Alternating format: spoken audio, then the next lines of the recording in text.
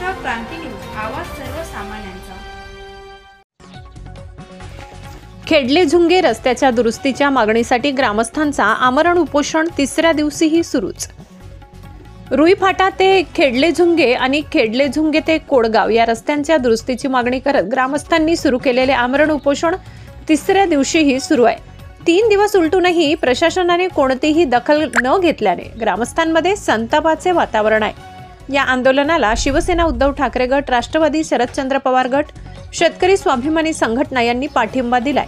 राष्ट्रवादी शरदचंद्र पवार गटाचे युवा नेते शाहू राजे शिंदे यांनी लोकप्रतिनिधी काय करत आहेत, 1 वर्षापूर्वी मंजुरी झालेली असूनही प्रशासनाने रस्त्याचे काम का सुरू केले नाही। सध्या धर्मराज घोटेकर, प्रसाद घोटेकर आणि केदारनाथ घोटेकर हे तिघे उपोषणास बसले आहेत। ग्रामस्थांनी प्रशासनाने तातडीने रस्त्याचे काम सुरू करून मागण्या मान्य कराव्यात अशी मागणी केली आहे।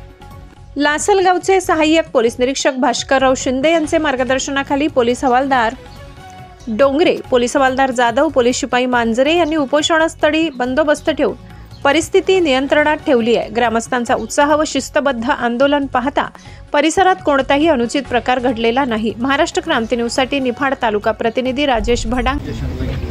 किती दिवसापासून उपोषणाला बसले तुम्ही? आम्ही आज दिवस तिसरा आहे।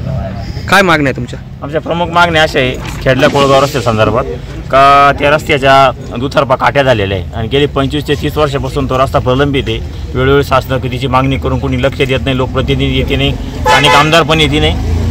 पण आता तो शाळेचा रस्ता आहे। शाळेची आता काल परवा एक मुलगी, आमची कडाळ्यांची मुलगी प्राची सुनील कडाळे म्हणून, तिचा रस्त्याने शाळेत येताना ती सायकलून पडली, बिचारीचा हात पण मोडला। तिच्याकडे पण कोणी गेलं नाही। आम्ही शासनाला पण सांगितलं आणि डायरेक्ट सांगितलं की आम्ही उपोषणाला बसणार आहे।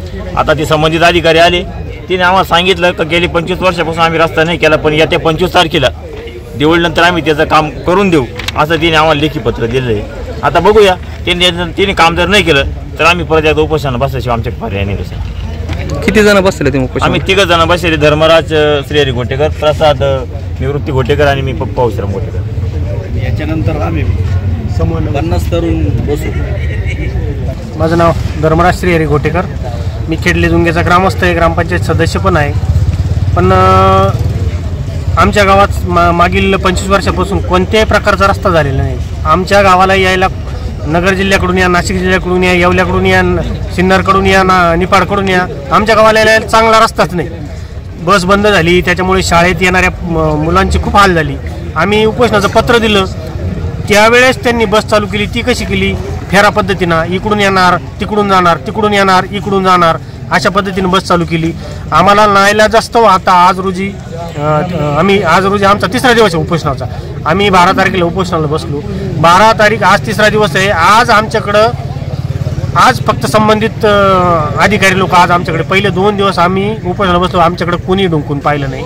आज शेवट शाळेतले मुलं आले आमच्या आधाराला, ते आमच्यासोबत बसले इथं उपोषणाला।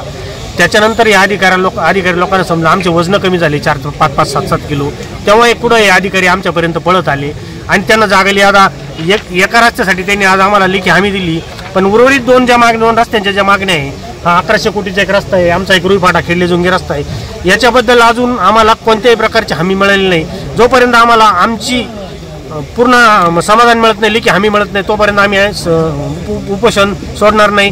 आम्हाला प्राण त्यागावा लागला तरी आम्ही त्या गोष्टीवर ठाम आहे। आणि मागील गेल्या 10 वर्षापासून आहे ना आम्ही ओरडतोय आणि 10 वर्षामध्ये 50 ते 60 लाख रुपये ना या रस्त्यासाठी खर्च झालेले असेल असं आम्हाला वाटलं होतं। ज्यावेळेस माहिती मागवली ॲक्च्युअलमध्ये तर 1 कोटी रुपयापर्यंतचा खर्च रुईफाटा ते खेडले झुंगे या रस्त्याला झालेला आहे। त्याच्यामध्ये नवीन काम असेल किंवा दुरुस्ती असेल, एवढ्या मोठ्या प्रमाणावर जर पैसा खर्च होत असेल आणि जनता ही खड्ड्यामध्ये पडूनच मरणार असेल तर या गोष्टी संदर्भात आम्ही तीव्र उपोषण करतोय आता आणि हलणार नाही। या ज्या मागण्या आहे ना, चेकलिस्ट आहे, आता चेकलिस्ट समजा तुम्ही 9 मागण्या आहे रस्त्यासाठीच्या, काट्या काढणे, अतिक्रमण काढणे, या गोष्टी ना यांनी घट्ट शासनाने ना त्वरित चालू कराव्यात, तेव्हाच कुठेतरी आम्ही उपोषण सोडण्याचा आम्ही विचार करू। अद्याप आम्ही उपोषण चालूच ठेवलंय। आत्ताच आपल्याला स्वाभिमानी शेतकरी संघटनेचं आपल्या उपोषणाला बिनशर्त पाठिंबा असल्याचं पत्र प्राप्त झालेलं आहे। आबा आहे का?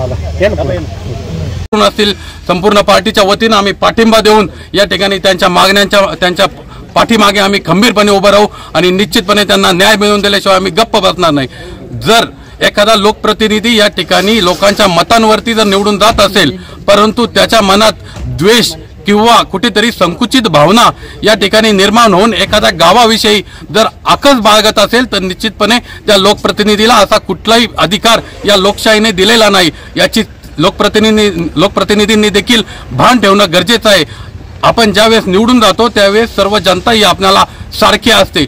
या गावामध्ये राहणारे सर्व जाती धर्माचे लोक असतात आणि त्यांना सर्वांना घेऊन हा विकास साधायचा असतो आणि ही जाण लोकप्रतिनिधींनी ठेवावी आणि कोणत्याही गावाला अशा पद्धतीने वाळीत टाकणं निश्चितपणे चुकीचं आहे आणि त्याबद्दल आम्ही सर्वजण या ठिकाणी या गोष्टीचा निषेध करतो आणि यांच्या मागण्यांसाठी आम्ही शासनाशी भांडण्यासाठी तत्पर आहोत। अशाच नवनवीन बातम्या पाहण्यासाठी आमच्या महाराष्ट्र क्रांती न्यूज या यूट्यूब चॅनलला लाईक करा, सबस्क्राईब करा आणि बेल आयकॉनला प्रेस करा।